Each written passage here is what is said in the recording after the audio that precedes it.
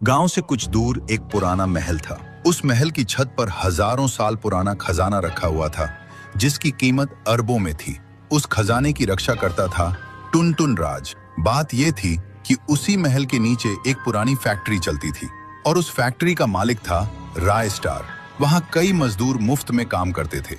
उन्हीं में से एक था गोल्डी क्रिमिनल। एक दिन गोल्डी क्रिमिनल को पता चला कि फैक्ट्री में अरबों का सोना रखा हुआ है। बस उसी दिन से उसके मन में लालच पैदा हो गया। उसने कई बार सोना चुराने की कोशिश की, लेकिन जैसे ही उसे टुनटुन राज का डर याद आता, वो वहां से भाग जाता। क्योंकि गांव वाले कहते थे कि जो भी उस सोने को चुराने जाता है वो कभी वापस नहीं आता। लेकिन एक रात गोल्डी क्रिमिनल ने ठान लिया कि आज किसी भी हालत में सोना चुरा कर रहेगा। उस रात वो कुछ आदमियों को लेकर चुपके से फैक्ट्री की छत पर पहुंच गया।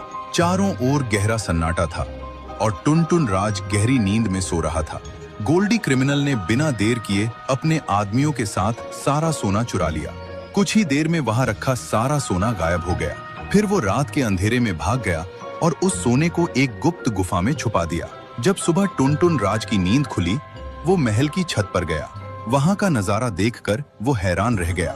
छत पर रखा सारा सोना गायब था। उसकी आंखें गुस्से से लाल हो गईं। वो जोर से गरजा, राय स्टार, मैं तुम्हें नहीं छोड़ूंगा।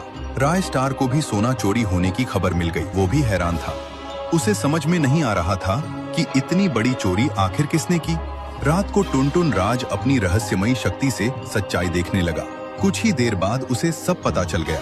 वो गुस्से से गरज उठा और बोला, गोल्डी क्रिमिनल, मैं तुम्हें नहीं छोड़ूंगा।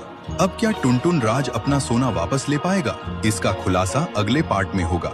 अगर कहानी अच्छी लगी हो तो एक लाइक और चैनल को सब्सक्राइब जरूर कर देना भाइयों। मेरा सपना है कि इस महीने 10,000 सब्सक्राइबर पूरे हो जाएं। प्लीज भाइयों, थोड़ा सा सपोर्ट कर दो यार।